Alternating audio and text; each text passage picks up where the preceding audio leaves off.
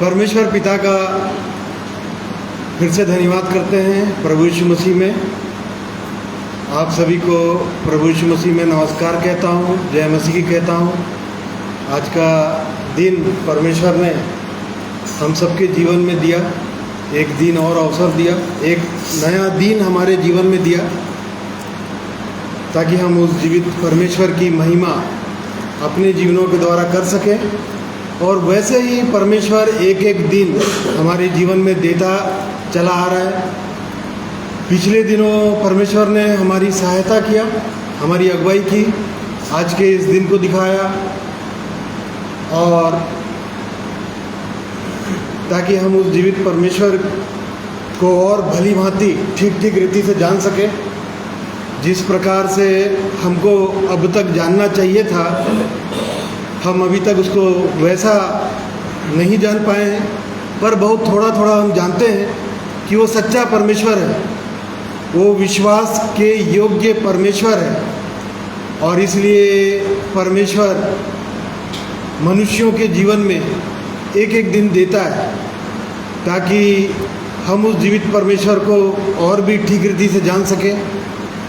जैसा कि उसने हमको बनाया है, हमको इसीलिए बनाया है ताकि हम उसकी महिमा करें, उसकी स्तुति करें, और हमारे जीवन से वो परमेश्वर, इस्राएल का परमेश्वर हमारे जीवन से वो महिमा पाए, ये उसकी इच्छा है। और इसलिए वो प्रतिदिन हमारे जीवन में एक एक दिन जोड़ता चला आ रहा है, ताकि हम अपने जीवन को परमेश्वर के वचन के प्रकाश में देखें, जांचें, मन फिराएं और उसके पीछे चलें। और इसलिए पर उस जीवित परमेश्वर का मैं हृदय से धन्यवाद करता हूँ। अब तक उसने हमें संभाला है, हमारी सहायता किया है, और आगे भी हमारी सहायता करेगा।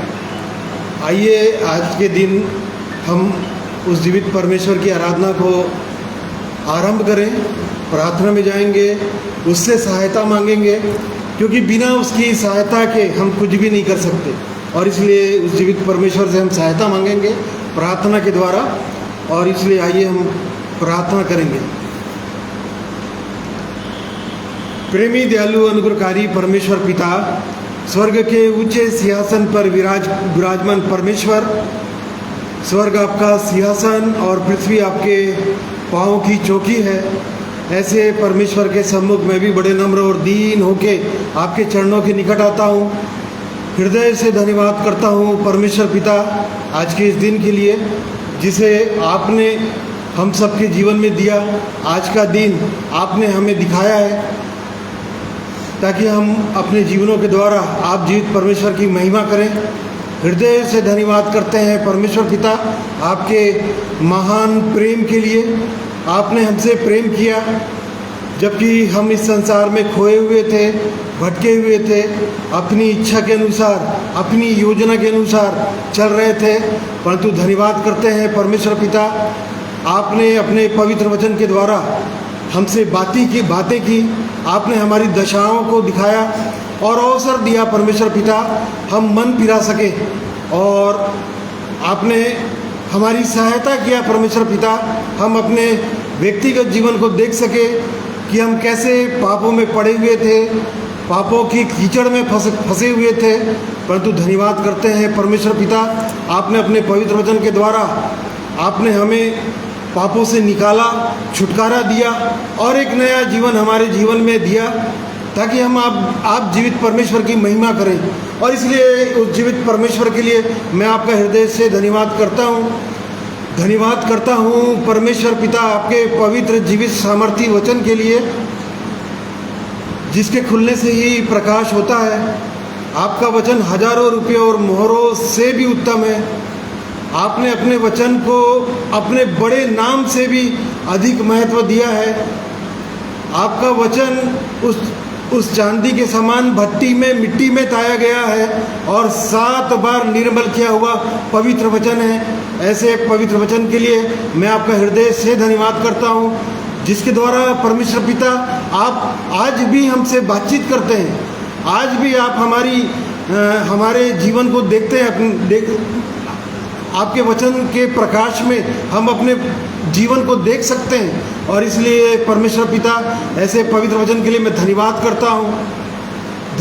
करता हूँ आपके प्रिय पुत्र प्रभु यीशु मसीह के लिए, जिसे आपने क्रूस पर बलिदान करके आपने बताया कि आप मनुष्यों से कैसा प्रेम करते हैं। प्रभु यीशु मसीह के लिए धन्यवाद करते हैं, उसके पवित्र नाम के लिए धन्यवाद करते हैं जो सब नामों से श्रेष्ठ नाम है। हृदय से धन्यवाद करते हैं प्रभु यीशु मसीह के क्रूस पर उठाए हुए दुखों के लिए। प्रभु यीशु आपके पवित्र रक्त के लिए धन्यवाद करते हैं जो आज भी क्रूस पर से बहता है। आज भी आपका रक्त हाबिल के रक्त से उत्तम बातें कहता है। आज भी प्रभु यीशु आपका रक्त हमारे पाप अपराधों को धोने में सामर्थ्य है, क्रिया कार्य करता है परमेश्वर पिता। और इसलिए मैं आप जीवित परमेश्वर का धन्यवाद करता हूँ। एक बार फिर आपने अवसर दिया परमेश्वर पिता, आज के दिन अपने जीवन को लेकर प्रभु यीशु आपके क्रूस तले लेके आता हूँ और अपने जीवन को प्रभु यीशु आपके पवित्र रक्त के बारे में देता हूँ। और भी मेरी सहायता कीजिए आज के दिन, जबकि आपके पवित्र वचन से देखने का आज अवसर है। और सहायता कीजिए कि अपने व्यक्तिगत जीवन को मैं और ठीक रीति से देख सकूं और इस आत्मिक जीवन के मार्ग में आगे बढ़ने में आप मेरी सहायता और अगुवाई कीजिए। धन्यवाद करता हूँ परमेश्वर पिता पवित्र आत्मा के लिए, जिसे आपने सहायक के रूप में दिया है। संकट में अति सहज से मिलने वाला सहायक है और हमारी अगुवाई करता है। मैं आप जीवित परमेश्वर का धन्यवाद करता हूँ और इसलिए परमेश्वर पिता अपने जीवन को पवित्र आत्मा के अधीनता में सौंपता हूँ। पवित्र आत्मा परमेश्वर आज के दिन हमारी सहायता कीजिए। इस जगह के लिए धन्यवाद करते हैं परमेश्वर पिता, जहाँ से आपके पवित्र वचन को बोला जाता है। इस जगह के लिए धन्यवाद करते हैं और इस जगह पर प्रभु यीशु आपके पवित्र रक्त का भाड़ा मांगते हैं, आपकी सुरक्षा को मांगते हैं। हाँ परमेश्वर पिता, आपकी सहायता के द्वारा आज के दिन आपकी महिमा करने में हमारी सहायता और अगुवाई कीजिए। और वैसे ही परमेश्वर पिता आज के दिन आपके पवित्र वचन के द्वारा आप हमारी सहायता कीजिए, ताकि हम अपने व्यक्तिगत जीवन को देख सकें, मन फिरा सकें और इस आत्मिक जीवन के मार्ग में और भी आगे बढ़ सकें। और इसलिए परमेश्वर पिता, आप जीवित परमेश्वर की सहायता को मैं अपने जीवन में अपने प्रियों के लिए मांगता हूँ। आप हमारी सहायता और अगुवाई कीजिए। अब तक परमेश्वर पिता आपने हमारी सहायता किया, धन्यवाद करता हूँ। आगे को हर एक बातों को आपके सामर्थ्य हाथों में सौंप देता हूँ, आपकी महिमा करने के लिए, आपके गीतों को गाने में। और वैसे ही परमेश्वर पिता आपके पवित्र वचन से आपकी महिमा करने में आपकी सहायता और आपकी अगुवाई को चाहता हूँ। अब तक आपने सहायता किया, धन्यवाद करता हूँ। सारी आदर इज्जत महिमा सब कुछ आपको देता हूँ और ये विनती प्रभु यीशु मसीह के पवित्र और मीठे नाम से मांगते हैं। सुनिए और ग्रहण कीजिए, आमीन। अभी अवसर होगा कि हम उस जीवित परमेश्वर की महिमा भाइयों के द्वारा करेंगे। भाई नरेश और भाई उदय, परमेश्वर इनकी सहायता और अगुवाई करें।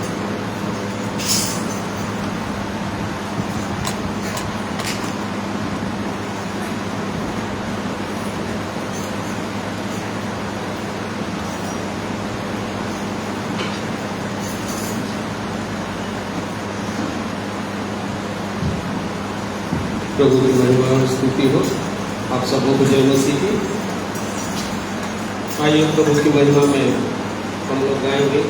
जो अनादिकाल से अनंत काल का परमेश्वर है, उसकी आराधना और उपासना हम करेंगे। इस गीत को गाकर 46 नंबर का गीत है, अनादिकाल से अनंत काल तक हे यहोवा तू धन्य।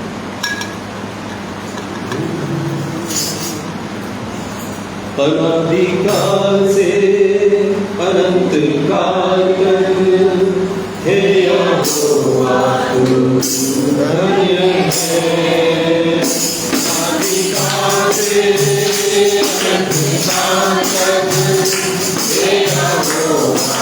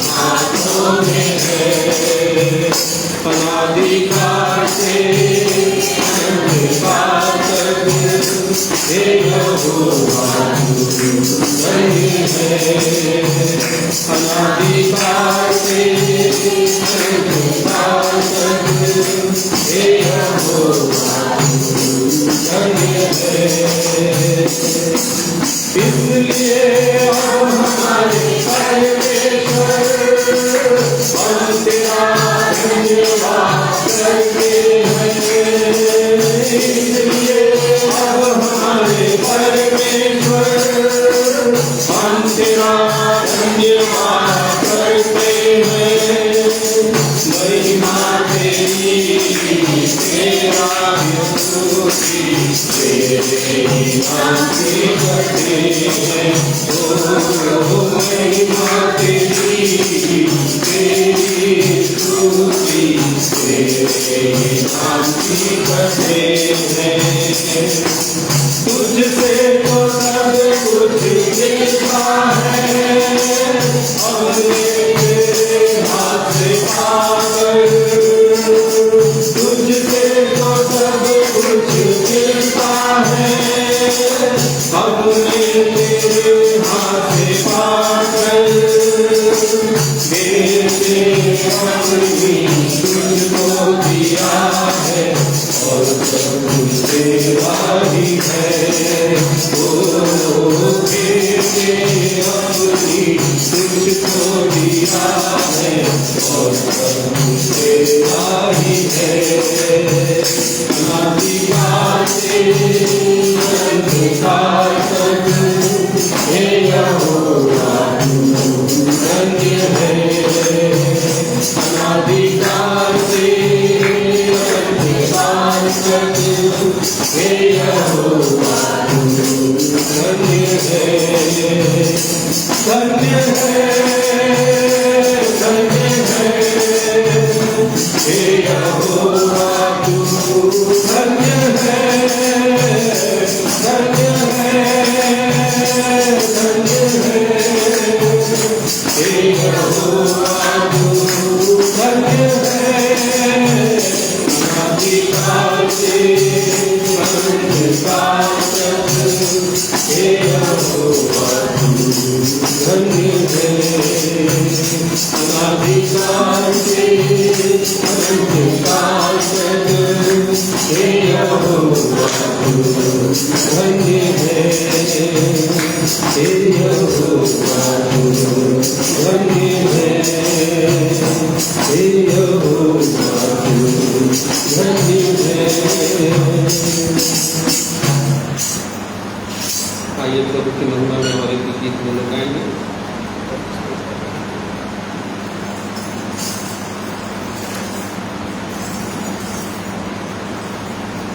114 नंबर का गीत को गाएंगे हम लोग। उन्हें कहते हैं खूब जय जयकार करें।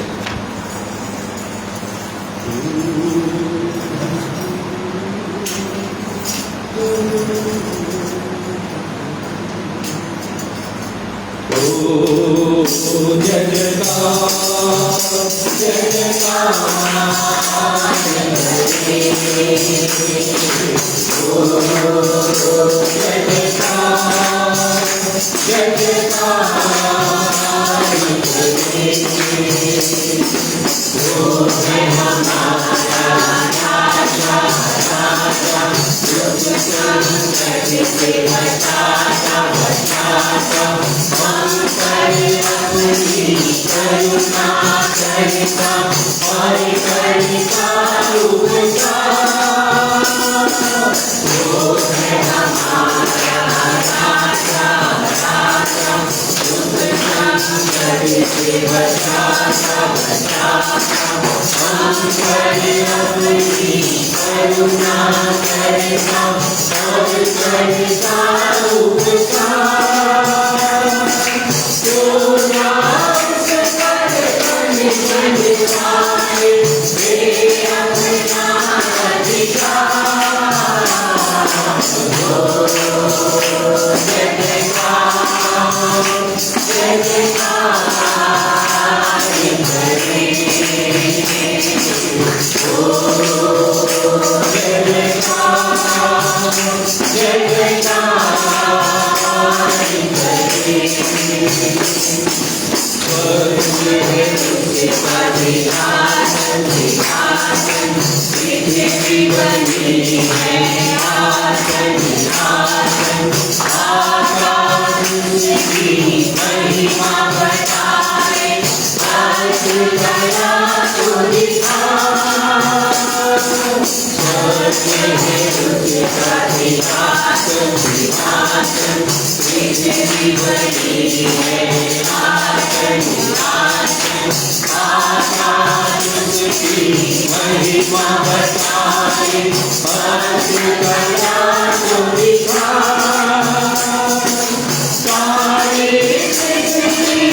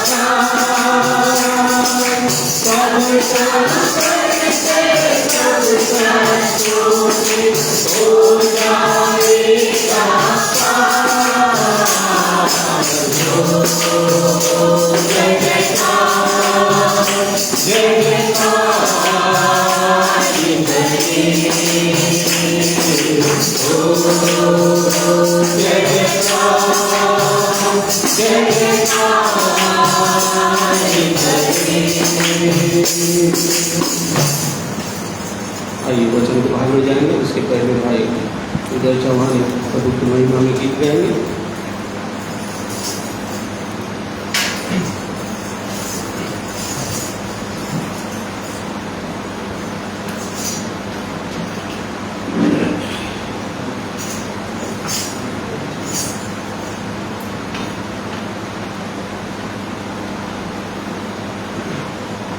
सबको जय मसीह। मैं परमेश्वर पिता की महिमा के लिए एक गीत गाऊंगा। हम सब मिलकर के इस गीत को गाएंगे।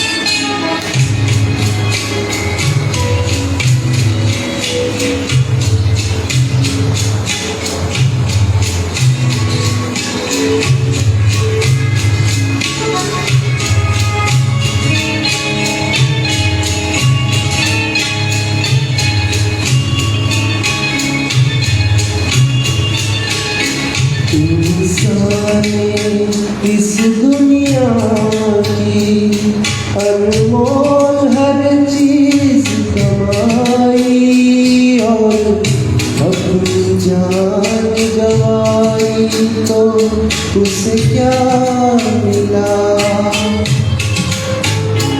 इंसान इस दुनिया की अनमोल हर चीज कमाई और अपनी जान गवाई तो उसे क्या मिला।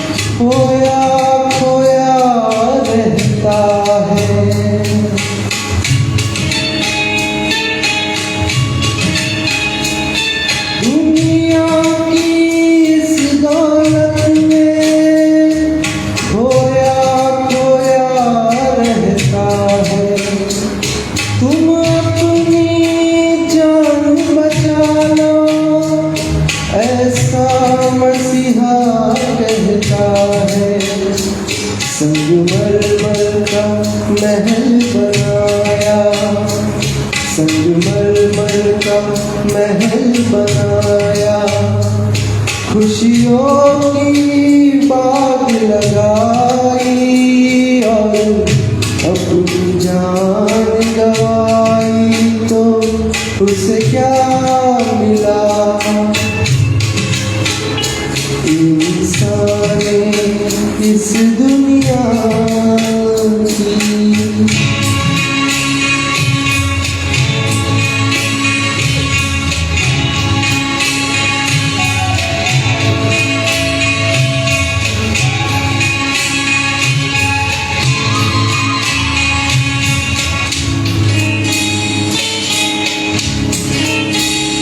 पंछी को दाना पानी हर दिन तो मिल जाता है।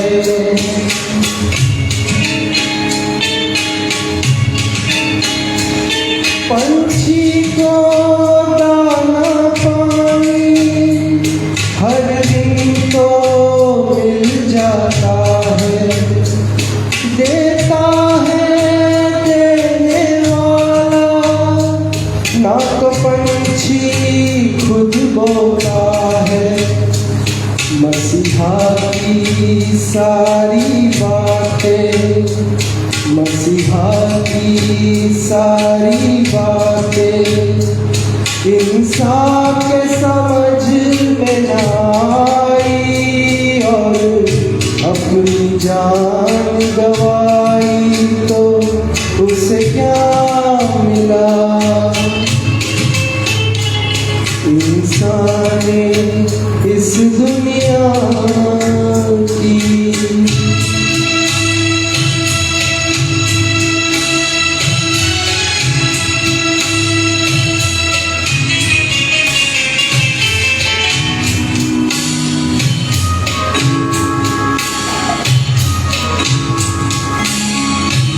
जो अपनी जान बचाए खुद जान गवा बैठेगा।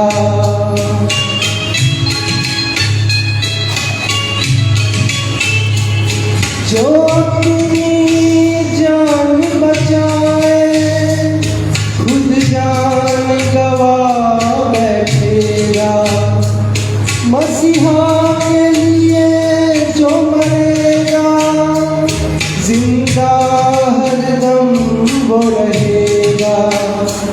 कहना उसका जो माने, कहना उसका जो माने पापों से मिलेगी रिहाई ना होगी मसीह से जुदाई तो उसे सब मिला। इंसान इस दुनिया की, इंसान इस दुनिया की अनमोल हर चीज कमाई और अपनी जान बचाई तो उसे सब मिला। इंसान इस दुनिया की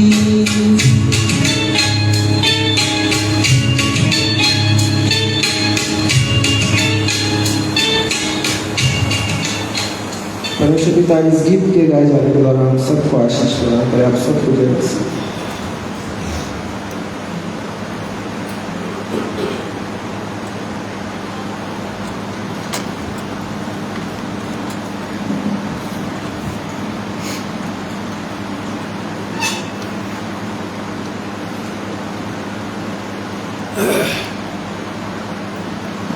सुंदर गीतों के लिए परमेश्वर पिता का धन्यवाद देते हैं। जैसा भाई गीत गा रहे थे, मनुष्य का जीवन कुछ भी नहीं है। सचमुच थोड़े दिनों का जीवन होता है, दुखों से भरा जीवन होता है, और वो परमेश्वर मनुष्य से बातें ही करता है। बातें इसलिए करता है ताकि वो जो अनमोल जीवन वो देना चाहता है, वो जीवित परमेश्वर देना चाहता है, उसके महत्व को मनुष्य समझे। क्योंकि ये संसार में हम थोड़े दिनों के लिए हैं और थोड़े दिनों का हमारे पास समय है। हमेशा हमेशा का हम इस संसार में रहने के लिए नहीं आए। और तो भी वो परमेश्वर मनुष्यों से एक बार क्या वरन 2 बार भी बातें करता है, ताकि एक मनुष्य मन फिरा सके और उस जीवित परमेश्वर की ओर ध्यान कर सके। और इसलिए परमेश्वर अपने वचनों के द्वारा हमसे बातें करता है, ताकि मनुष्य मन फिरा सके और उस जीवित परमेश्वर के चरणों में आ सके। और इसलिए परमेश्वर के वचन में हम बार बार पढ़ते हैं कि मनुष्य है ही क्या कि वो उसको महत्व दे और उस पर अपना मन लगाए। वो परमेश्वर हमारे ऊपर मन लगाता है ताकि हम मन फिरा सके। मनुष्य के पास कुछ भी नहीं है इस संसार में जो वो अर्जित करता है, चाहे वो धन संपत्ति हो, चाहे वो मान प्रतिष्ठा हो, या ये संसार की धन संपत्ति हो, या जो कुछ भी अर्जित करता है, वो सब कुछ यहाँ पे छोड़कर उसको जाना होता है। और यदि ये सब प्राप्त करने के बाद भी वो अपनी जान गंवा दे, जैसा भाई गीत में गा रहे थे, तो उसे क्या लाभ? सचमुच ये कुछ भी लाभ नहीं होगा। और इसलिए ऐसे सुंदर गीतों के लिए मैं धन्यवाद करता हूँ, उस जीवित परमेश्वर का धन्यवाद करता हूँ जिसने हमें अवसर दिया है ताकि हम उस जीवित परमेश्वर को और भी ठीक रीति से जाने।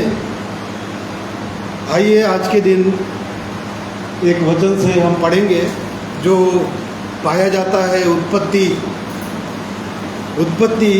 32 अध्याय, जेनेसिस 32 32 अध्याय, उसका 24 पद से 32 पद तक।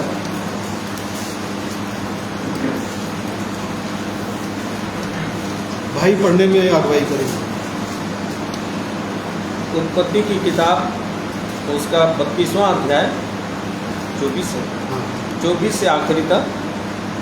और याकूब आप अकेला रह गया, तब कोई पुरुष आकर पाँव फटने तक उससे मल्ल युद्ध करता रहा।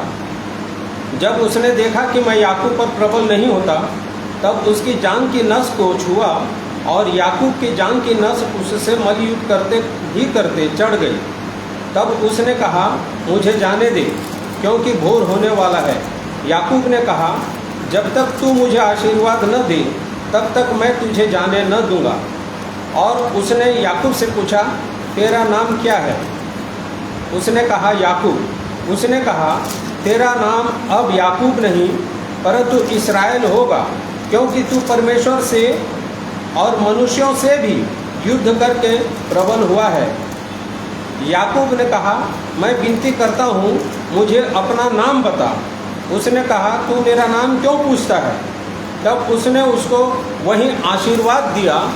तब याकूब ने यह कहकर उस स्थान का नाम पनिएल रखा, परमेश्वर को आमने सामने देखने पर भी मेरा प्राण बच गया है। पनिएल के पास से चलते चलते सूर्य उदय हो गया और वह जांघ से लंगड़ाता था। इस्राएली जो पशुओं की जांघ को जोड़ने वाले जंघासन को आज के दिन तक नहीं खाते। इसका कारण यही है कि उस पुरुष ने याकूब की जांघ के जोड़ में जंघासन को छुआ था।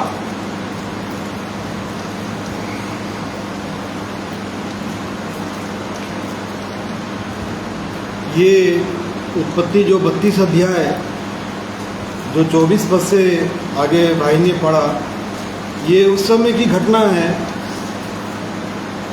जब याकूब अपने मामा लबान के यहाँ से वो भागकर चला आ रहा था। और लबान के यहाँ वो करीब 20 वर्ष तक उसने उसकी सेवा की। 7 वर्ष लिया के लिए और 7 वर्ष राहेल के लिए, उसकी 2 बेटियां थी। और 6 वर्ष वो उसकी भेड़ बकरियों के लिए उसकी सेवा की। और उसकी मजदूरी को जो वहाँ रहते हुए जो उसने मजदूरी उसके लिए ठहराया गया था लाबान के द्वारा, लाबान ने उसकी मजदूरी को 10 बार बदल दिया। परंतु हम परमेश्वर के वचन में देखते हैं कि परमेश्वर याकूब की बहुत सहायता किया करता था, उससे हमेशा बातें किया करता था और बातें ये किया करता था कि मैं तेरे दादा इब्राहिम का परमेश्वर हूँ, इसहाक का परमेश्वर हूँ, तेरा पिता जो इसहाक है मैं उसका भी परमेश्वर हूँ और मैं तेरा भी परमेश्वर हूँ और मैं तेरी सहायता करूँगा। जहाँ जहाँ तू जाएगा मैं वहाँ वहाँ तेरी सहायता करूँगा। और यहाँ पर हम जो 24 पद को पढ़े, यहाँ पर याकूब आप अकेला रह गया। और जब मनुष्य अकेला होता है, जब तक वो लोगों के साथ रहता है या भीड़ भाड़ में रहता है, वो परमेश्वर के साथ वैसा खुलता नहीं है जैसा उसको खुलना चाहिए। वो अपना चिंतन नहीं करता है, अपने विषय में जांचता नहीं है। परंतु जब मनुष्य अकेला होता है तो वो अपना आकलन करने लगता है, क्योंकि यहाँ पर जो इस 32 अध्याय में हम देखते हैं कि परमेश्वर के द्वारा याकूब के जीवन में परमेश्वर की कोई भी सहायता उसके जीवन में प्राप्त नहीं हो पा रही थी, जैसे वो पहले उसकी सहायता किया करता था। यहाँ पर हम देखते हैं उसकी कोई सहायता नहीं प्राप्त कर, वो परमेश्वर से कोई भी उसकी सहायता उसके जीवन में प्राप्त नहीं हो पा रही थी और इसलिए वो अकेला हो गया। और जब मनुष्य अकेला होता है तो अपना चिंतन करने लग जाता है, अपने व्यक्तिगत जीवन को चिंतन करता है, बड़ी गहराई के साथ आकलन करने लग जाता है अपने उन पुराने दिनों को जो वो अपने जीवन में किया होता है, उस पुराने जीवन को वो आकलन करने लगता है। और ये वही समय था जब वो अपने जीवन को आकलन कर रहा था कि परमेश्वर आप मेरी वैसी सहायता क्यों नहीं कर रहे हैं जैसी सहायता आप मेरी हमेशा करते चले आ रहे थे। और ये उस समय की घटना है जब ये अपनी दोनों पत्नियों के साथ, दासियों के साथ, भेड़ बकरियों, गाय बैल ऊँटों के साथ बड़ी भारी संपत्ति लेकर वो अपने भाई एसाव से मिलने को जा रहा था। और तब सेईर देश एक जगह का नाम है, वहाँ पर जहाँ जो अदोम कहलाता है, यदोम देश, ये एसाव का नाम ही था यदोम। एसाव जो यदोम भी कहलाता है, उस देश के नज़दीक वो पहुँच चुका था। और तब वो अपने सामने यदोम में एसाव के पास वो दूत भेजा कि देखो मैं तुमसे मिलने के लिए आ रहा हूँ। परंतु 32 अध्याय उसका 3 पद को पढ़िए भाई। तब याकूब ने सेईर देश में अर्थात एदोम देश में अपने भाई एसाव के पास अपने आगे दूत भेज दिए और उसने उन्हें यह आज्ञा दी, मेरे प्रभु एसाव से यूँ कहना, तेरा दास याकूब तुझसे यूँ कहता है कि मैं लाबान के यहाँ परदेशी होकर अब तक रहा और मेरे पास गाय बैल गधे भेड़ बकरियाँ और दास दासियाँ हैं, और मैंने अपने प्रभु के पास इसलिए संदेश भेजा है कि तेरे अनुग्रह की दृष्टि मुझ पर हो। वे दूत याकूब के पास लौट के कहने लगे, हम तेरे भाई एसाव के पास गए थे और वह भी तुझसे भेंट करने को 400 पुरुष संग लिए हुए चला आता है। हाँ, जैसे ही याकूब ने अपने दूत वो एसाव के पास भेजे और याकूब अपने विषय में बताने को कहा एसाव को उसके दूतों के द्वारा कि मेरे पास बहुत सारी संपत्ति हो गई है, मेरे पास ये सब संपत्ति थी जो लाबान के यहाँ 20 वर्षों में वो उसने अर्जित की थी, और उस संपत्ति के द्वारा वो एसाव को खुश करना चाहता था ताकि ये संपत्ति को देखकर एसाव खुश हो सके। परंतु जब वो दूत लोग एसाव के पास गए तो लौटकर याकूब को ये बताने लगे कि हम तेरे भाई एसाव के पास गए थे और वह भी तुझसे भेंट करने को 400 पुरुष को लेकर और हुए चला आ रहा है। वो 400 पुरुष को लेकर तुझसे भेंट करने को चले आ रहा है। और जब ये बात को याकूब ने सुना तो आगे लिखा हुआ है कि क्या हुआ याकूब? तब याकूब बहुत डर गया और संकट में पड़ा और यह सोचकर अपने साथियों के और भेड़ बकरियों बस देखिए, जैसे ही ये समाचार याकूब को मिला कि एसाव 400 पुरुष को लेकर याकूब से मिलने आ रहा है, और तब याकूब बहुत ही डर गया। देखिए ये डर, क्यों ऐसा डर गया हो? क्योंकि याकूब जो था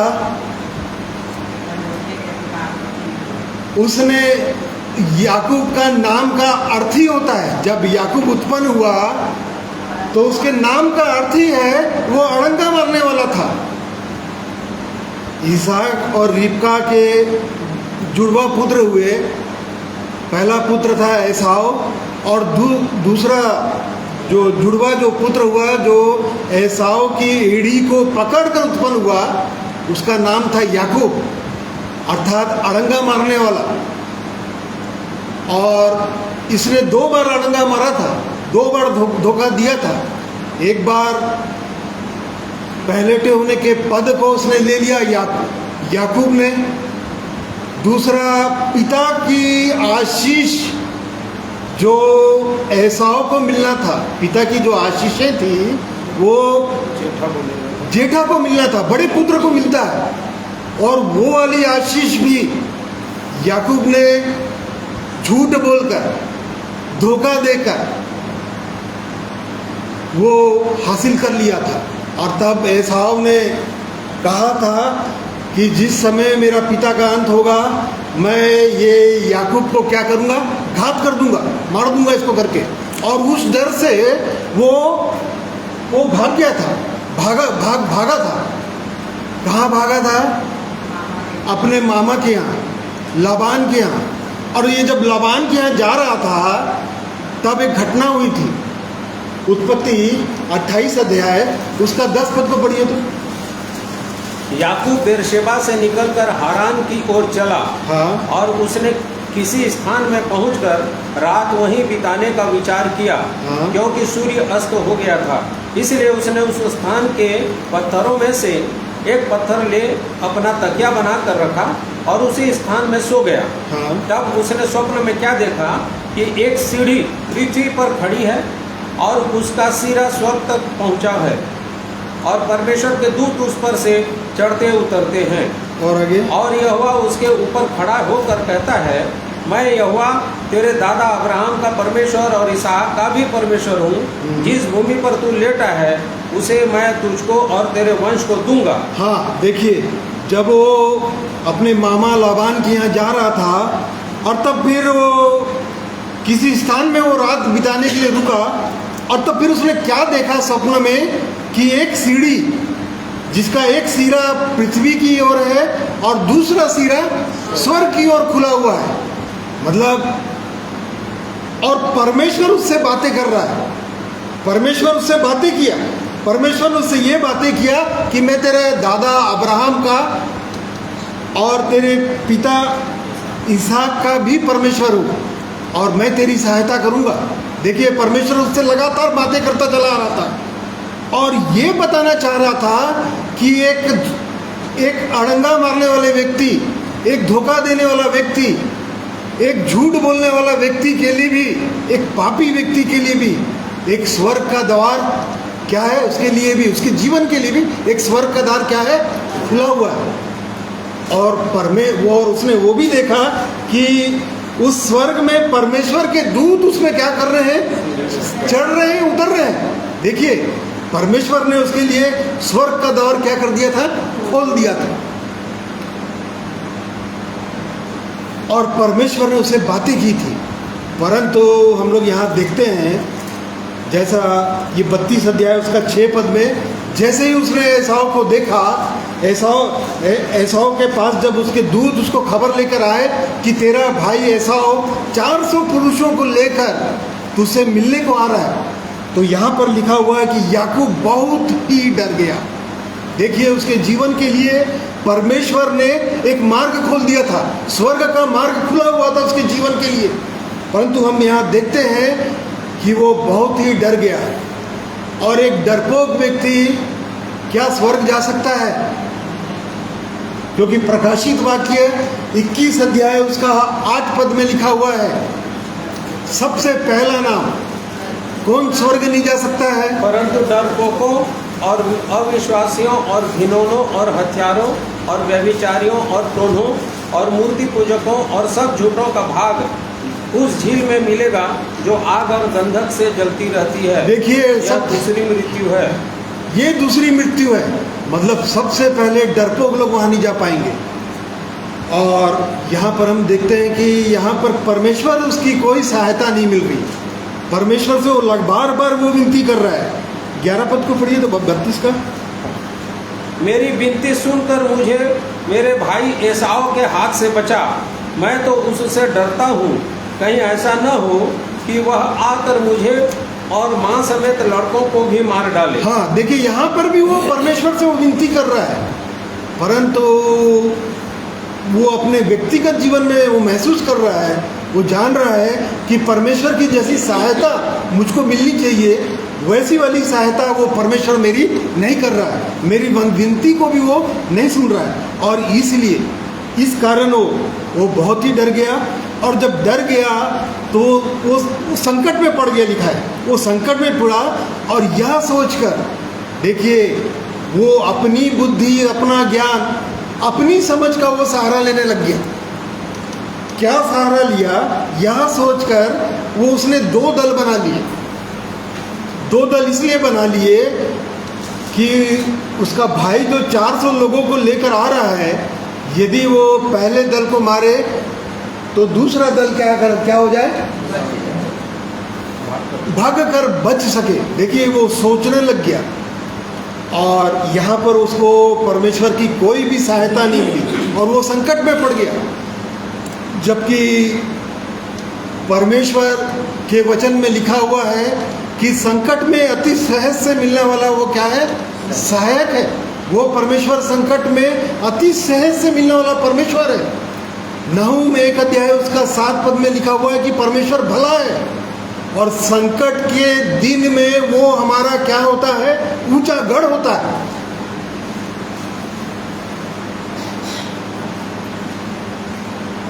हाँ, पढ़िए पुलक। यहोवा भला है, हाँ, संकट के दिन में वह दृढ़ गढ़ ठहरता वो है। हमारा दृढ़ गढ़ ठहरता है, मतलब मजबूत दृढ़ गढ़, मतलब जिसमें शत्रु प्रवेश नहीं कर सकते। गढ़ मतलब किला होता है, उसके चारों ओर कोई भी शत्रु प्रवेश नहीं कर सकते। कब? संकट के समय में। संकट के समय परमेश्वर हमारा ऊंचा गढ़ होता है, हमारी सहायता करता है। परंतु यहाँ पर हम देख रहे हैं कि उसको वो परमेश्वर से कोई सहायता नहीं मिल रही है। वो अपनी समझ का सहारा ले रहा है और अपनी बुद्धि, अपना ज्ञान, अपनी समझ, क्योंकि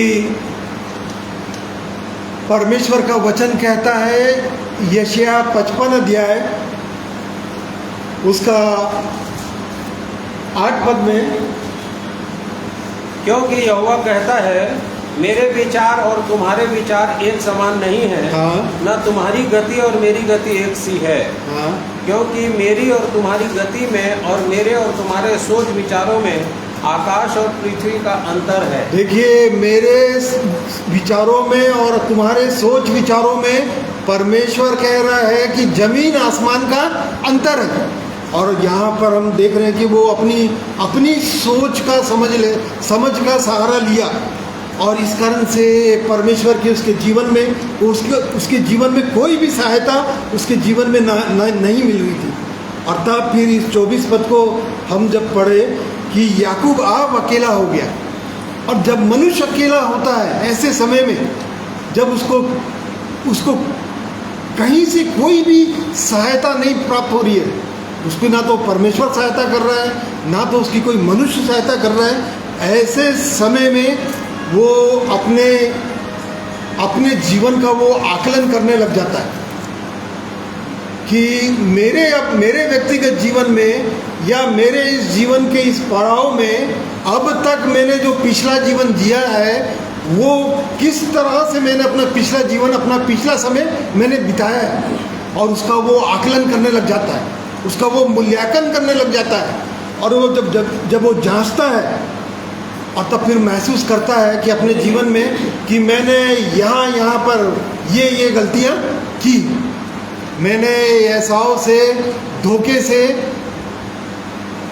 उसको अड़ंगा मारा है, मैंने अपने पिता से झूठ बोला है और झूठ बोलकर उसके आशीर्वाद को, एसाव के आशीर्वाद को मैंने अपने जीवन में लिया है। और तब ऐसे समय में क्या हुआ, कोई पुरुष आकर वो फटने तक उससे मल्ल युद्ध करता रहा। देखिए, ऐसे समय में जब मनुष्य अपना आकलन करता है, जब उसको कहीं से कोई सहायता नहीं मिलती है, वो अपने अंत में पहुंच जाता है, अब इसके बाद मेरे पास मेरा अपना कुछ भी नहीं रहा। और तब फिर ऐसे समय में यहाँ पर लिखा हुआ है कि कोई पुरुष आकर उससे पो फटने तक, देखिए ये रात्रि का समय था और अभी पो न फटा नहीं था, पो नहीं फटा था, और कोई पुरुष आकर उससे मल्ल युद्ध करने लग गया, उससे तर्क वितर्क करने लग गया, उससे वाद विवाद करने लग गया। परंतु यहाँ पर हम पाते हैं कि वो पुरुष याकूब पर प्रबल नहीं हो पाया। देखिए, ऐसा ही परमेश्वर, वो पुरुष और कोई नहीं, वो पुरुष स्वयं परमेश्वर था जो याकूब से मल्ल युद्ध करने के लिए वो आ गया। और तब वो उससे मल्ल युद्ध करने लगा, उससे तर्क वितर्क करने लगा, वचन से बातें करने लगा। अब चूंकि याकूब के पास बल था और इस कारण से वो तर्क वितर्क करने लगा। बहुत बार परमेश्वर हमसे क्या करता है, बातें करता है, हमारे जीवन को दिखाना चाहता है, हमारे जीवन से बताना चाहता है कि यहाँ पर ये गलतियाँ हमने अपने जीवन में किया है। परंतु यहाँ पर हम पाते हैं कि याकूब पर प्रबल नहीं हो पाया। देखिए, वो पुरुष और कोई नहीं, स्वयं परमेश्वर वो याकूब पर प्रबल नहीं हो पाया, मतलब याकूब से वो जीत नहीं पाया। उससे वो वाद विवाद जब वो किया तो वो याकूब पर प्रबल नहीं हो पाया। और तब उसने उसकी जांघ के नस को क्या कर दिया, छू दिया, और याकूब की जांघ की नस उसमें मल्ल युद्ध करते करते क्या हो गई, चढ़ गई।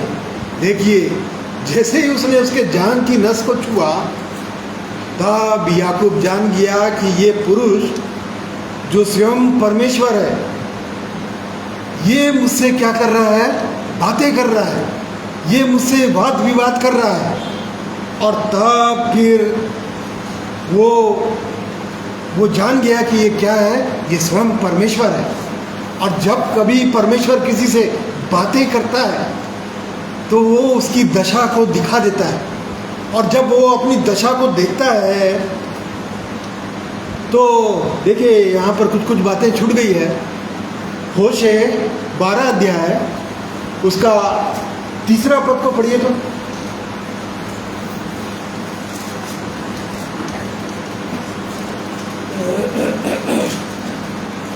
अपनी माता की कोख ही में उसने अपने भाई को अड़ंगा मारा, हाँ, और बड़ा होकर वह परमेश्वर के साथ लड़ा। हाँ, वह दूत से लड़ा और जीत भी गया। वह रोया और उससे गिड़गिड़ा कर विनती की।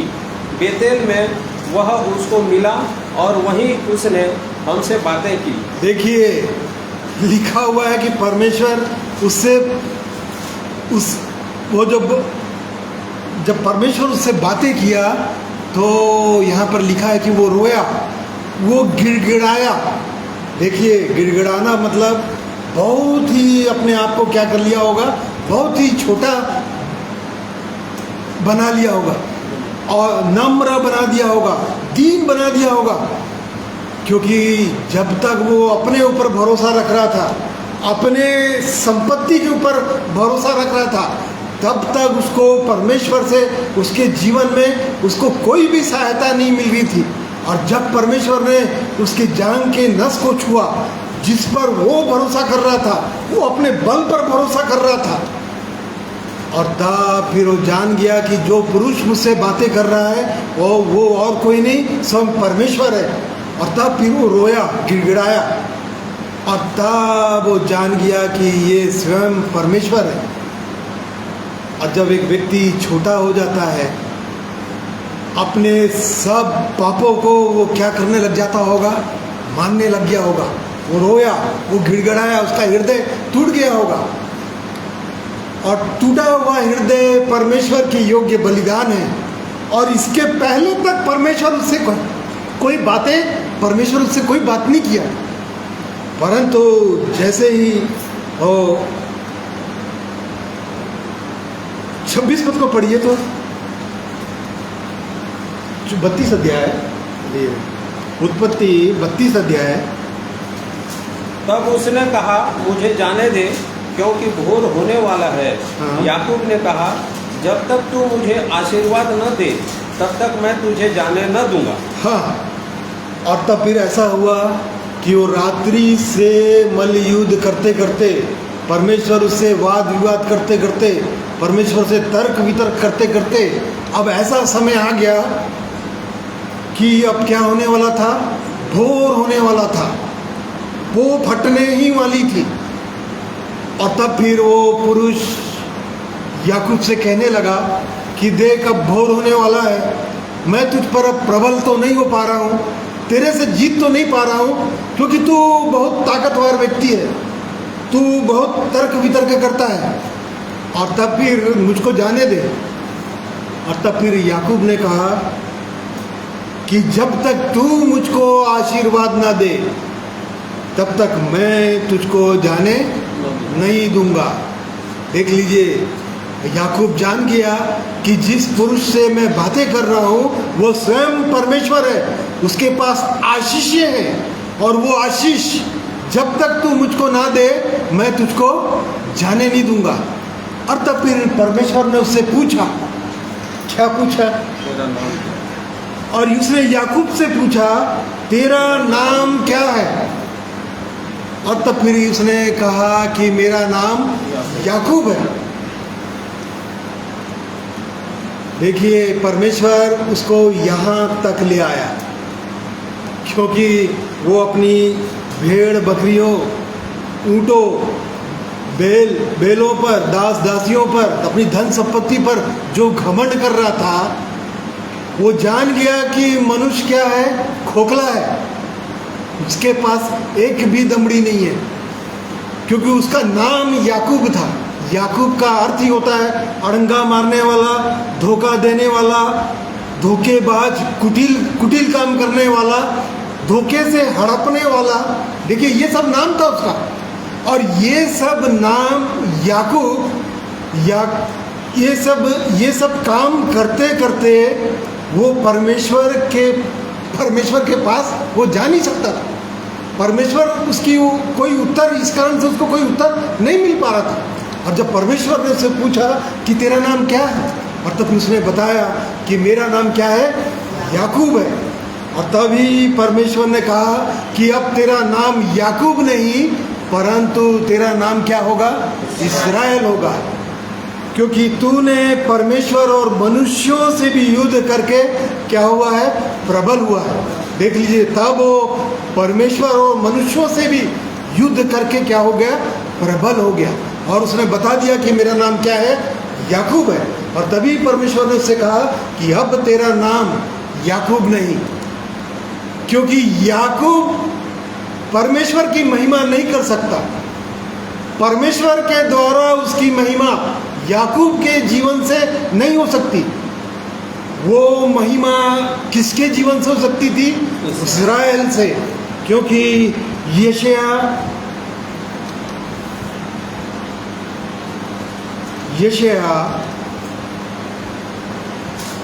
44 अध्याय उसका 23 पद पढ़िए तो। 44 उसका 23 पद। हे आकाश, ऊंचे स्वर से गा, क्योंकि यहोवा ने यह काम किया है। हाँ। हे पृथ्वी के गहरे स्थानों, जय जयकार करो। हे पहाड़ों, हे वन के सब वृक्षों, गला खोलकर ऊंचे स्वर से गाओ, क्योंकि यहोवा ने याकूब को छुड़ा लिया है और इस्राएल में महिमावान होगा। देखो, याकूब जो पापी व्यक्ति था, परमेश्वर की महिमा उसके जीवन से नहीं हो सकती थी। परमेश्वर, क्योंकि इस्राएल में ही महिमा मान होगा, उसकी महिमा इस्राएल से ही होगी। और यही चीज परमेश्वर उसको बताना चाह रहा था। क्यों? वो याकूब ये सोच रहा था कि मेरी जो युद्ध है, या मैं जिससे डर रहा हूँ, वो एसाव से मैं डर रहा हूँ। और इस कारण से वो लगातार वो क्या कर रहा था, अपनी सोच का, अपनी समझ का सहारा ले रहा था। परंतु परमेश्वर उसको ये बताना चाह रहा था कि एसाव से नहीं डरना चाहिए। डरना किससे चाहिए? स्वयं परमेश्वर से। और याकूब, परमेश्वर का भय उसके जीवन में नहीं था। ये चीज को, इन बातों को परमेश्वर उसको बताना चाहता था। और इस कारण से उसको यहाँ तक वो लेकर आया कि उसको किसका भय मानना चाहिए था? उसको परमेश्वर का भय मानना चाहिए था। परंतु हम याकूब के जीवन में देखते हैं कि उसके जीवन में एसाव का भय आ गया था। और वो इतना डर गया था, वो इतना भयभीत हो गया था कि वो जीवित परमेश्वर को कहीं पर भी ऐसा नहीं लगा कि उसको सही रीति से वो उसको स्मरण कर रहा हो। और उसको ऐसी दशा में परमेश्वर ने उसको ले आया जब याकूब रोया, गिड़गिड़ाया, मतलब बड़ा नम्र और दीन हो गया। जब वो अपने जीवन को देखा होगा, परमेश्वर जब उसके जीवन की एक एक बातों को जब खोल कर बताया होगा, तो उसने अपने एक एक पापों को क्या किया होगा? मान लिया होगा। और तब जैसा ही उसका नाम, परमेश्वर ने कहा कि अब तेरा नाम याकूब नहीं, अब तेरा नाम इस्राएल होगा, क्योंकि इस्राएल में ही वो परमेश्वर, इस्राएल के जीवन के द्वारा ही वो परमेश्वर की महिमा हो सकती है, याकूब के जीवन से नहीं। क्योंकि याकूब के जीवन से तो पाप प्रकट होता है। वो याकूब से ही इस्राएल बनाना चाह रहा है। आज भी जिसके जो ये समझता है, चाहे कितना भी बड़ा प्रचारक क्यों ना हो, यदि याकूब से इस्राएल नहीं बना है, तो याकूब के जीवन से वो परमेश्वर की महिमा नहीं हो सकती। और वैसे ही हमारे जीवन से भी, यदि हमारे जीवन में यदि पाप है, तो उस जीवित परमेश्वर की महिमा हम अपने जीवनों के द्वारा नहीं कर सकते। उसकी महिमा नहीं हो सकती। उसकी महिमा इस्राएल से ही होगी।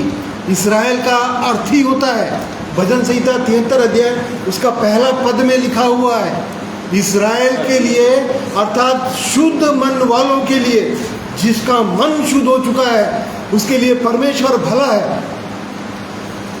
और इस्राएल के लिए, अर्थात शुद्ध मन वालों के लिए परमेश्वर भला है। और जिसका मन शुद्ध है, जिसका मन शुद्ध हो चुका है, वही लोग परमेश्वर को देखेंगे और दूसरे कोई लोग देख नहीं पाएंगे। याकूब के जीवन के द्वारा हम परमेश्वर को देख नहीं सकता था, और इसलिए परमेश्वर उसको यहाँ तक आने दिया, यहाँ तक उसको ले आया। ऐसा उसको अकेला कर दिया।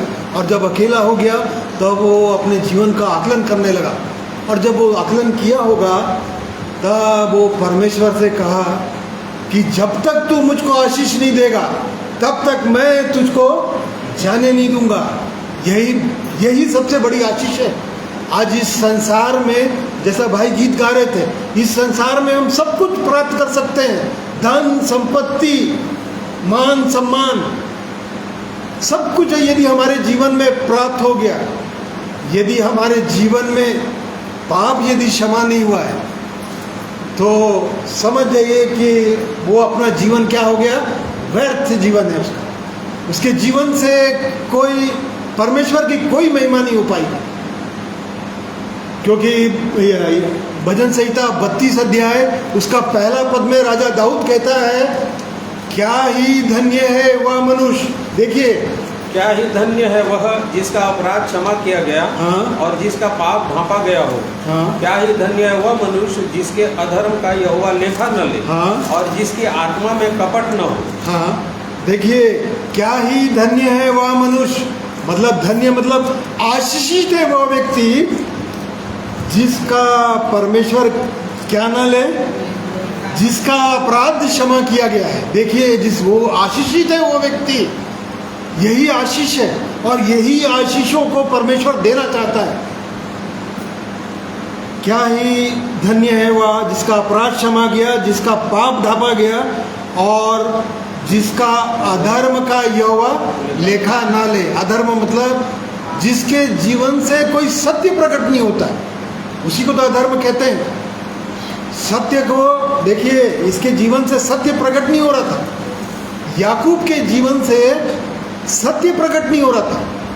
सत्य को क्या, सत्य क्या हो गया, दब गया था। उसमें लिखा हो, रोमियो जो भाई बता रहे हैं, रोमियो 1 अध्याय उसका 18 पद में लिखा हुआ है, परमेश्वर का क्रोध तो किन की, हाँ पढ़िए, 1 का 18। परमेश्वर का क्रोध तो उन लोगों की सब अभक्ति और अधर्म पर स्वर्ग से प्रकट होता है जो सत्य को अधर्म से दबाए रखे। देखिए, जिनके जीवन से सत्य प्रकट नहीं होता है उसको अधर्म उसको वो अधर्म कहलाता है। मतलब वो जान रहा था, वो परमेश्वर से कितनी बार उससे बातचीत किया था कि मैं देख, मैं तेरा दादा इब्राहिम का परमेश्वर हूँ, तेरे पिता इसहाक का परमेश्वर हूँ और मैं तेरा भी परमेश्वर हूँ, मैं तेरी सहायता करूँगा। परंतु जब परमेश्वर ने उससे पूछा कि तेरा नाम क्या है, और तब उसने बताया कि मेरा नाम याकूब है, और यही सबसे बड़ी आशीष है। और इसलिए जब वो जान गया, याकूब जान गया कि मैं जिससे बात कर रहा हूँ वो स्वयं परमेश्वर है और मैं तुझको जाने नहीं दूंगा जब तक तू मुझको आशीष नहीं देगा। देखिए, यही सबसे बड़ी आशीष है और इसी आशीषों को पाने के लिए परमेश्वर हमें अवसर दे रहा है, परमेश्वर हमें समय देता है। जैसे इसको समय दिया रात्रि से पो फटने तक, देखिए पो फटने वाला ही था, और तब फिर परमेश्वर ने उसको कहा कि अब से तेरा नाम याकूब नहीं होगा, अब से तेरा नाम इस्राएल होगा, क्योंकि तू परमेश्वर और मनुष्यों से युद्ध करके उस पर प्रबल हुआ है। और परमेश्वर आज भी यही कार्य कर रहा है, वो याकूब से इस्राएल बनाना चाह रहा है, वो इस्राएली बनाना चाह रहा है। और इसलिए जब प्रभु यीशु मसीह, जो उसका एक शिष्य था, यूहन्ना 1 अध्याय उसका 47 पद में, जैसे ही उसने नतनएल को अपने पास आते हुए देखा तो प्रभु यीशु मसीह ने कहा कि सचमुच ये इस्राएली है, इसमें कोई भी कपट नहीं। मतलब देखिए, इस्राएली का अर्थ ही होता है कपट रहित जीवन, जिसके जीवन से एक भी कपट नहीं, जिसका हृदय शुद्ध हो चुका है, जो प्रभु यीशु मसीह के पापों से, प्रभु यीशु मसीह के लहू के द्वारा धुल चुका है, ऐसा व्यक्ति। और यही परमेश्वर बताना चाह रहा है, क्योंकि याकूब के जीवन से परमेश्वर की महिमा नहीं हो सकती थी। और तब आगे हम देखते हैं वो कितना वो याकूब ने कितना जो बहुत डर रहा था, अपनी समझ का सहारा सोच वो जो ले रहा था एसाव से मिलने के लिए, जब वो उससे भेंट करने को गया, जब तक वो इस्राएल नहीं बना, जब तक वो उसका नाम याकूब था, तब तक वो बहुत डर, उसके जीवन में बहुत डर था। लेकिन जैसे ही वो याकूब से एसाव से मिला तो सबसे पहला जाके वो खड़ा हुआ। देखिए, अब उसके पास क्या आ गया, परमेश्वर का बल आ गया। ठीक है, वो अपने भाई से जब वो मिला तो सबसे आगे वो था, और अपने बेटे बेटियों को वो रखा। देखिए, ये चेंज हुआ। और जब हम आगे पढ़ते हैं 35 अध्याय तो उसका हेडिंग पढ़िए तो 35 अध्याय का। बेतेल में याकूब को आशीष मिलना। हाँ, बेतेल में याकूब को आशीष उसका दूसरा पद से पढ़िए तो। तब याकूब ने अपने घराने से और उन सब से भी जो उसके संग थे कहा, तुम्हारे बीच में जो पराये देवता हैं उन्हें निकाल फेंको और अपने अपने को शुद्ध करो और अपने वस्त्र बदल डालो और आओ हम यहाँ से निकलकर बेतेल को जाएं, वहाँ मैं परमेश्वर के लिए हाँ, एक वेदी जैसे बनाऊं। ही बेतेल को जाने लगा और तब फिर यहाँ पर याकूबी नाम दिया हुआ है, यहाँ पर भी परमेश्वर उससे याकूबी कह रहा है। और तब फिर वो उससे कहता है कि तुम्हारे बीच में जो कुछ भी है उसको क्या कर दो, निकाल फेंको, अपने वस्त्र बदल डालो और आओ हम अब बेतेल को चलें। बेतेल अर्थात होता है परमेश्वर का भवन, ईश्वर का भवन। और जब वो लोग वहाँ पर गए, जब ये सब काम किए, तब वहाँ पर 35 अध्याय उसका 5 पद में लिखा हुआ है, और तब उन्होंने कूच किया और उनके चारों ओर के नगर निवासियों के मन में परमेश्वर की ओर से ऐसा भय समा गया कि उन्होंने याकूब के पुत्रों का पीछा न किया। हाँ, जब तक उन्होंने ऐसा नहीं किया और जब उन्होंने ऐसा किया तब परमेश्वर का भय ऐसा समा गया आसपास के लोगों, निवासियों के मन में कि वो याकूब के पुत्रों का पीछा ना कर सके। और तब 35 अध्याय उसका 10 पद में तब परमेश्वर ने कहा, और परमेश्वर ने उससे कहा, अब तक तेरा नाम याकूब रहा है, पर आगे को तेरा नाम याकूब न रहेगा, तू इस्राएल कहलाए। अब तक तेरा नाम याकूब रहा है, अब तक, परंतु अब इसके बाद तेरा नाम याकूब नहीं होगा, अब तेरा नाम क्या होगा, इस्राएल होगा। और इस प्रकार से परमेश्वर ने उसका नाम इस्राएल रखा। इस्राएल का अर्थ ही होता है परमेश्वर का राजकुमार। देखिए, परमेश्वर का राजकुमार, ये इस्राएल के नाम का अर्थ होता है। और वो परमेश्वर हमको इस्राएली ही बनाना चाहता है। और इसलिए परमेश्वर हमारी सहायता करे, क्योंकि अभी पो नहीं फटा है। और नहीं तो पो यदि फट जाएगा, पो फटने ही वाला है। राजा दाऊद कह रहा था भजन संहिता 119 अध्याय उसका 147 पद में कि मैंने पो फटने से पहले तेरी दुहाई दी है। देखिए, पो फटने से पहले मैंने तुझसे बातें किया है, मैंने अपने जीवन का आकलन कर लिया है और तूने मेरी क्या कर लिया है, सुन ली है। तूने मेरा सुन लिया है, अभी पो फटा नहीं है। और जिस दिन पो फट जाएगा उस दिन अवसर खत्म हो जाएगा, क्योंकि पो फटा, वो भोर का तारा, वो प्रभु यीशु मसीह, वो क्या हो जाएगा, प्रकट हो जाएगा, वो बादलों में आ जाएगा। और इसलिए हमें परमेश्वर आज के दिन तक परमेश्वर हमको अभी भी अवसर दे रहा है। अभी भी समय है, अभी भी समय ये है कि हम अपने जीवन को परमेश्वर के वचन से हम देख सकते हैं।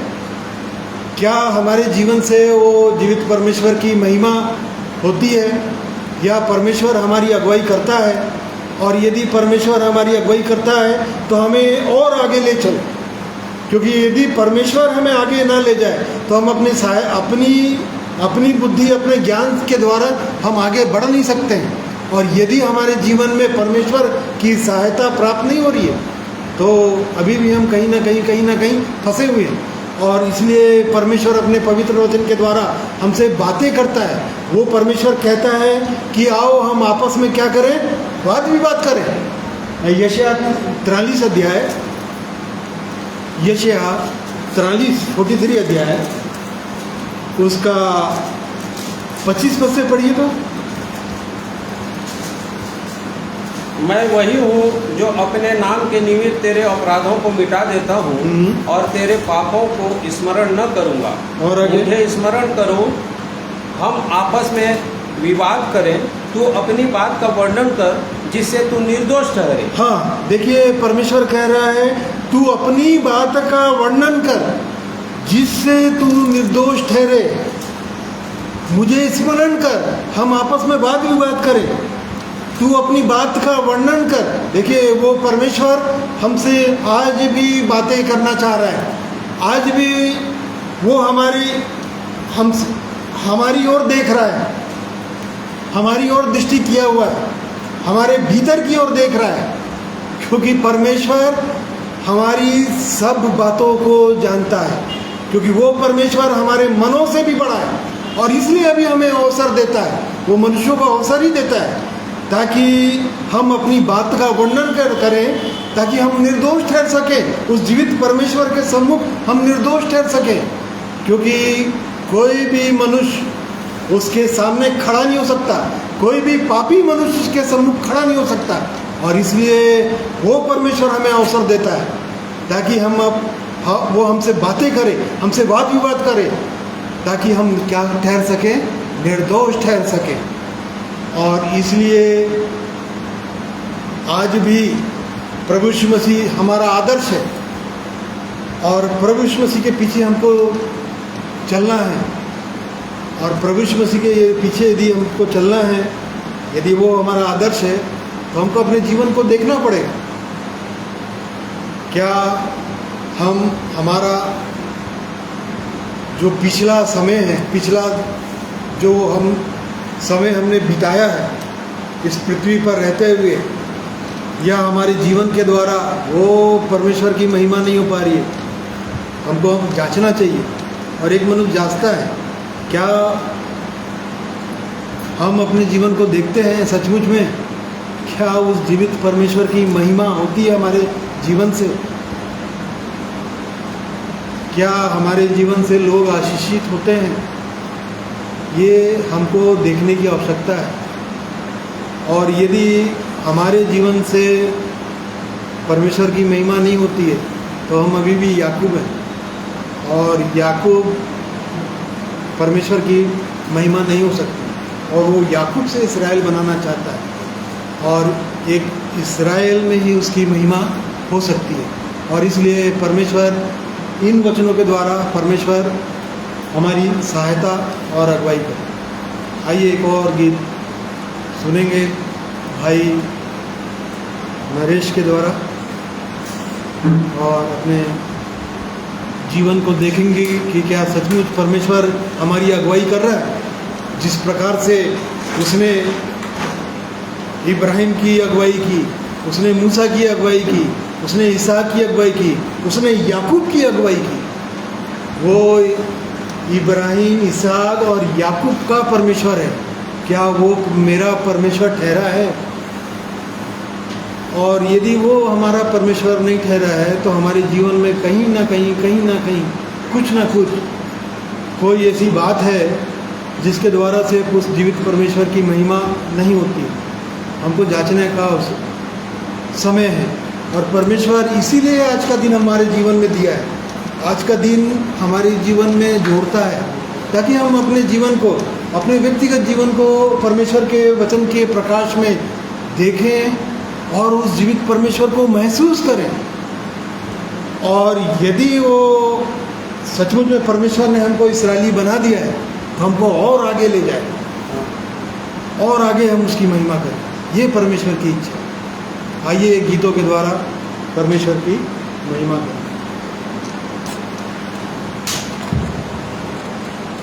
परमेश्वर के पवित्र और सुंदर वचन के लिए प्रभु का धन्यवाद, भाई का भी धन्यवाद। पवित्र आत्मा की अगुवाई के द्वारा सुंदर, बहुत सुंदर वचन बताया। और सचमुच में जब तक हम याकूब रहेंगे, याकूब का चाल चलन रहेगा, याकूब के जैसे व्यवहार रहेगा, अर्थात कुटिलता, झूठ और अपराध बोध की भावना हमारे जीवन में बनी रहेगी, तब तक हम उसको नहीं देख सकते। और इसलिए चाहता है परमेश्वर कि मैं तो तुम्हारी सहायता करना चाहता हूँ, परंतु तुम्हारे ऐसे व्यवहार की वजह से, ऐसे गुणों की वजह से तुम्हारे जीवन में जो है, मैं तुम्हारे साथ चलना नहीं चाहता, क्योंकि मैं पवित्र परमेश्वर हूँ, परंतु तुम्हारे जीवन में अपवित्रता है।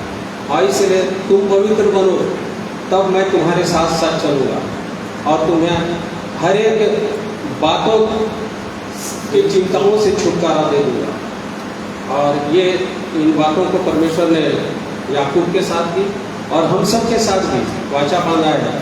यदि तुम मेरी आज्ञाओं को मानोगे और मेरी इच्छा के अनुसार चलोगे तो मैं तुम्हें निरंतर आगे ले चलूँगा और तुम्हारे साथ साथ चलूँगा, चाहे कितनी भी बाधाएं हों।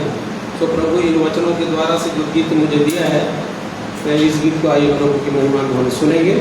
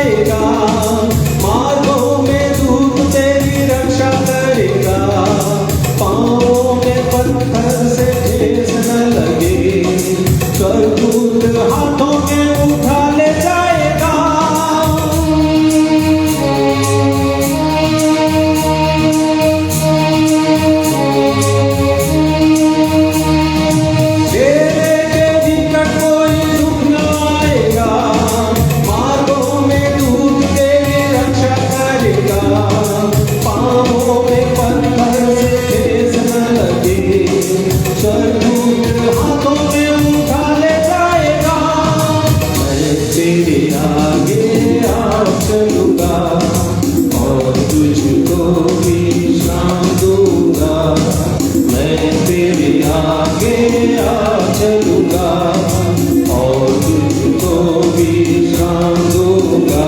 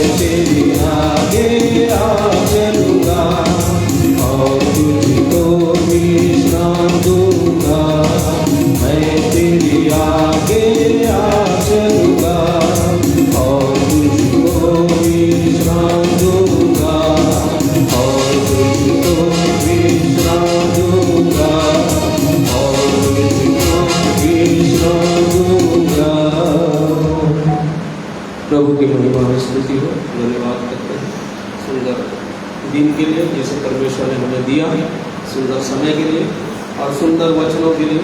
सचमुच में आज के वचन के द्वारा से मैं तो आशीषित हुआ, अवश्य है कि हम सब आशीषित हुए हैं। आज से धन्यवाद करते हैं। प्रभु की महिमा में स्तुति हो। आइए अंत में हम लोग प्रार्थना करेंगे। अति करुणामय सर्व सामर्थी पवित्र प्रेमी परमेश्वर पिता, आपके चरणों में हमारे उद्धारकर्ता प्रभु यीशु मसीह के पवित्र नाम से झुकते हैं और धन्यवाद करते हैं प्रभु, क्योंकि सच्चे जीवते परमेश्वर आप हैं। अति संकट में अति सहज से मिलने वाले परमेश्वर आप हैं। सचमुच में जब मनुष्य अपने आपे में आ जाता है और जब अपने जीवन को खुद आकलन करने लगता है प्रभु जी, देखता है कि वो कैसा अभागा मनुष्य है जिसमें कोई योग्यता नहीं है, और जब ये बातों को समझ लेता है तब आपके चरणों में आता है और आप उसे ग्रहण करते हैं प्रभु, और उसके जीवन में अपनी आशीषों को देते हैं। उसे अड़ंगा मारने वाले मनुष्य से, धोखेबाज मनुष्य से आप इस्राएल बना देते हैं, याकूब से इस्राएल बना देते हैं। आप उसे शुद्ध मन वाला मनुष्य बनाते हैं प्रभु। मैं आपका हृदय से धन्यवाद देता हूँ। जितनों ने वचन को सुना प्रभु जी, एक बार उनके मन को जांचने का अवसर दें प्रभु जी, ताकि जो अंधकार का जीवन है वो प्रकाशमान हो जाए, भोर हो जाए उनके जीवन में। भोर की प्रतीक्षा लोग कर रहे हैं, अंधकार में पड़े हुए लोग। प्रभु दया और अनुग्रह कीजिए कि एक मनुष्य अपने आपे में आकर के अपनी हर एक अयोग्यताओं को आपके चरणों में, जैसे याकूब ने रखा प्रभु जी, तू तो मेरे दादा इब्राहिम का परमेश्वर, मेरे पिता इसहाक का परमेश्वर है। तूने हमारे साथ भलाइयाँ की हैं, हर एक भलाइयों को मैं जानता हूँ, परंतु मेरा जीवन वैसा नहीं है। उसने जब ग्रहण कर लिया, मैं एक बार फिर से विनती करता हूँ प्रभु मेरी सहायता कर, क्योंकि मैं डरा हुआ हूँ, मैं सहमा हुआ हूँ, मेरे अंदर बहुत सारे अंधकार के बात हैं। तो आपने उसकी सहायता की प्रभु जी, अवश्य उसके साथ मल्ल युद्ध किया आपने। और जब वो अपने बल पर घमंड कर रहा था, आपने उसके बल के उस नस को छू करके प्रभु जी उसे नम्र कर दिया, दीन कर दिया। वो मान लिया कि मैं याकूब हूँ, मैं अपराधी हूँ, मैं धोखा देने वाला मनुष्य हूँ। वैसे ही प्रभु इन वचनों के द्वारा से बहुत ऐसे लोग आज मान लें, जाने कि उनके अंदर में क्या क्या बातें हैं। अनुग्रह और दया करें। जो जो सुनते हैं आगे को भी प्रभु जी, रिकॉर्डिंग को प्रभु उनके जीवन में भी आपका अनुग्रह बनने पाए और आप में उनके अगुआ बन जाए प्रभु जी। चाहे लाल समुद्र आए, चाहे मारा का पानी जैसे खारा पानी भी मिल जाए, चाहे किसी भी प्रकार की तकलीफें आए, मेरा परमेश्वर साथ साथ रहने के लिए वाचा पहले से बांधा है। इसलिए धन्यवाद करते हैं प्रभु जी, अनुग्रह और दया करें। धन्यवाद देते हैं प्रभु, आपने प्रार्थना सुना। आदर इज्जत महिमा सब कुछ आपको देते हैं और धन्यवाद के साथ प्रभु यीशु मसीह के नाम से इस दुआ को मांगते हैं, सुनिए और ग्रहण कीजिए। आमीन। सभी भाई बहनों को धन्यवाद करता हूँ जितने ऑनलाइन जुड़े हैं। प्रभु आप सबकी सहायता करें। जय मसीह।